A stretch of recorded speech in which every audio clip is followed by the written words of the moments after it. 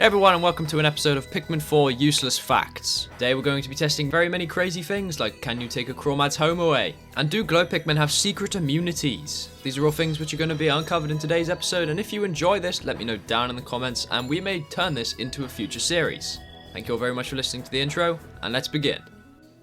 First off is a simple one, and it involves ice enemies. Did you know that ice enemies can actually freeze HydroJellies?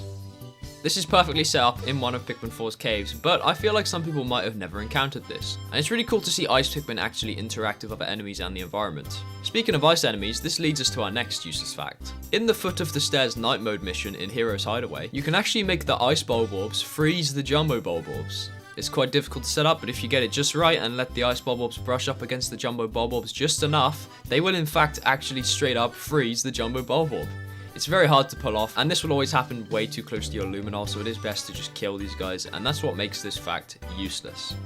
Our next one involves the Glow Pikmin. Did you know that Glow Pikmin actually have some secret immunities? If you try and get a Glow Pikmin planted into the ground, similar to how a Mamuta would plant normal Pikmin into the ground, it is in fact impossible with Glow Pikmin. Both Snitchbugs and Mamutas cannot plant Glow Pikmin into the ground. Instead, they get temporarily buried, just like how Rock Pikmin do when they are crushed. Did you know that it is possible to take away the home of a Hermit Crawmad? It's a very weird setup, but if you manage to get a Crawmad to leap out of the water in time while his home is in the water, freeze the water which his home is in, you can see that he can't get back in. And the Crawmad starts acting really weirdly. He kind of just does figure eights around where his home would usually be. On top of this, it looks like his animation's a bit broken. I don't know why, but he looks like he starts moving his pincers really fast, which is pretty funny.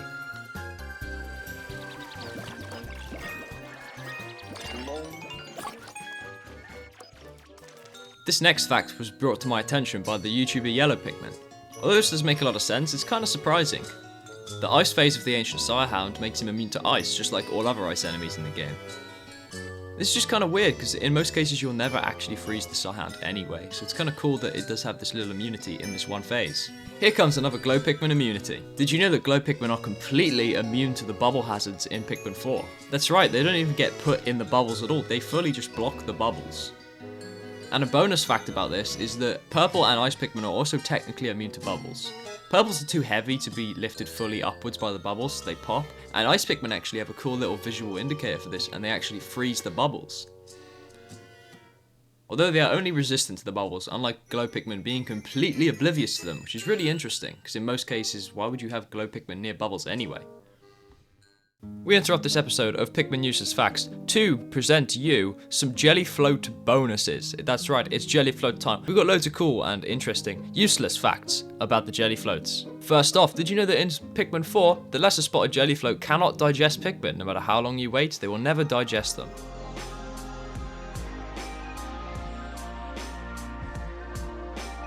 On top of this, Jellyfloats will never suck up all of your Pikmin, they will always leave one remaining, so you can use this to take out the Jellyfloat. It's a very little interesting thing that they coded into the game, and it's a nice little detail.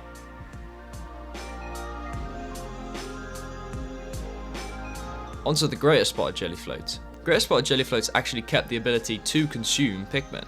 And get this, if they suck up white Pikmin and keep them in there for too long, when they digest them, the white Pikmin will actually poison them. I didn't think this would work, but it's a real cool detail. So don't let your white Pikmin hanging around in there for too long, because if you lose them, you might kill the Jellyfloat, but those poor white Pikmin are going to die, and we don't like that on this channel. Did you know that with the help of the Pebble Pitcher, you can use the Pikmin carrots to activate buttons that are far away? Especially if you combine this with the survey drone, you can basically fly across the map and activate all the buttons before you even move from the spawn, which is absolutely crazy and a little bit overpowered, and that's why I love it.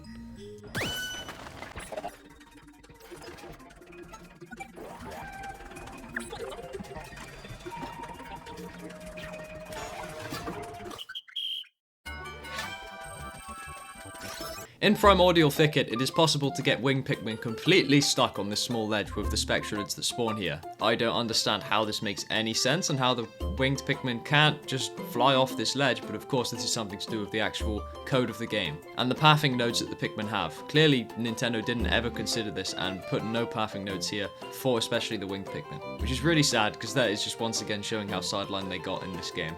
Did you know that in the Dandori battle, Hot Sandy Duel, it is possible to burn all of the Haystacks without any red Pikmin? You can use the Scorch Cake to burn the ones at the top. You can use the Fiery Bulblax to burn the ones down at the bottom. And then pyroclasmic slooches spawn later on in the level, which can burn all the rest of them.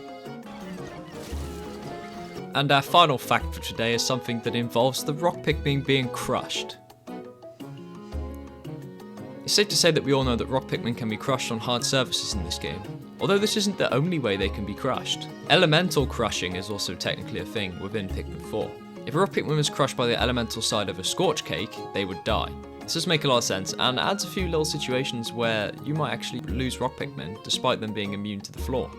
That's it for this episode of Pikmin Useless Facts. If you want to see more episodes of this, do let me know down in the comments, and if you have any useless facts yourself that you'd like to be potentially featured in a future video, then do also let me know down in the comments. Thank you all very much for watching, I hope you enjoyed, and I'll see you next time.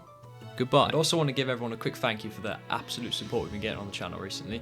We are about to hit 5,000 subscribers, which is literally like, I can't even explain that. We'll probably hit 5,000 subscribers from this video, to be honest, if it does well, which is a little insane, and I can't believe that I'm saying that, but I thank you all very much, and thank you to everyone who has subscribed to the channel. We also just reached 1 million views, so in total, so yeah, 1 million people have watched my videos.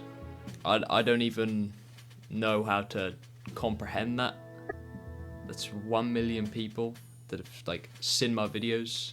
Like, I don't understand. Alright, I'm talking too much. Thank you, everyone. And by the way, thank you to all my supporters. You guys are amazing. Thank you to Gunnadahun, TenTickles, ZeroMatic, PieLoverVI, Mizziekeen, DankMemeBoi, PurgeFlyFox, Jojo Chris, Ninja Gamer, Fernando Urista, Otto, Sage of Kindness, Flamsy, Cole's Tunes, Mystery, and Lealdo. Thank you all very much for being members of my channel, and your support means the world to me. You're all legends, and I'll see you all next time. Goodbye.